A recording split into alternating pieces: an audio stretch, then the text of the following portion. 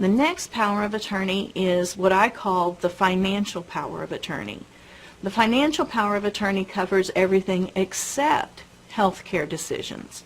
So your banking matters, insurance matters, dealing with online assets, dealing with your documents, and financial agent handles all those things.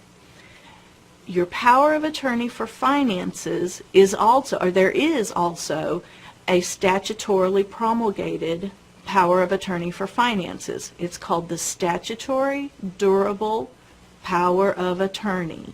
That means that it stays in effect even if you are incapacitated. That's what durable means. It endures through your incapacity.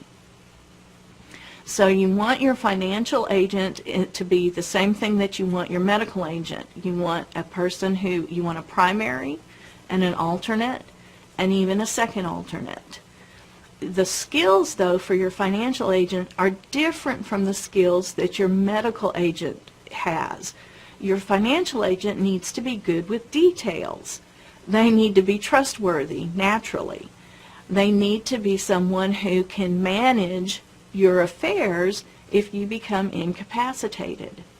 Now, the statutory durable power of attorney allows you to say that your power of attorney becomes effective only upon incapacity, that it springs into effect upon incapacity, just like the medical power of attorney.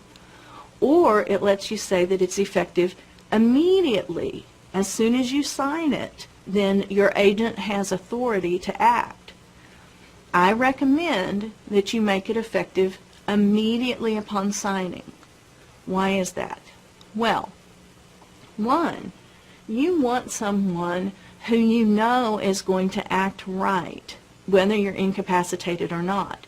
And if you're worried that the person who you've appointed might misbehave and take action while you have capacity when they shouldn't, then that's not the right person for us to appoint. If you're worried about that, that's not a trustworthy person. So number one, we want to appoint someone who we know is only going to step into our shoes and take action when it's appropriate. Number two, and this goes to the limitations of powers of attorney. Here in Texas, there's no law that says that third parties have to honor a financial power of attorney. That means that you could have a nice done-up power of attorney done by an attorney, done on 100% cotton paper with a gold medallion raised notary seal. It still can be rejected. Your agent can take it to the bank and say, I need to take action for my principal. That's what you are. You, the person giving power of attorney, are called the principal. Your agent can say, I need to take action, and the bank can say, no, we don't honor powers of attorney. You want the power of attorney to be as appealing to the third party as possible, so you make it effective immediately. That way they don't have to look at the power of attorney and say, well, we don't know if it's effective or not because you haven't brought us any evidence that the person is incapacitated. So if you make your power of attorney springing, it only becomes effective upon incapacity.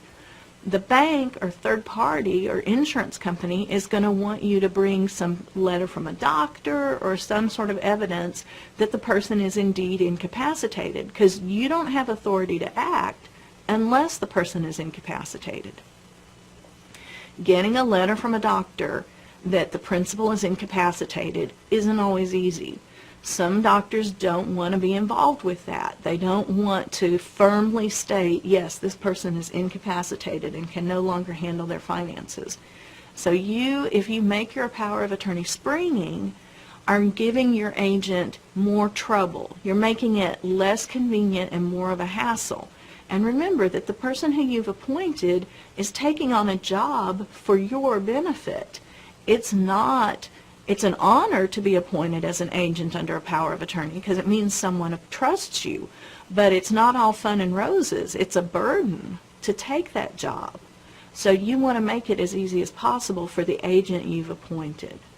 On behalf of the Caregiver Support Coalition, I really appreciate your watching today. Thanks a lot.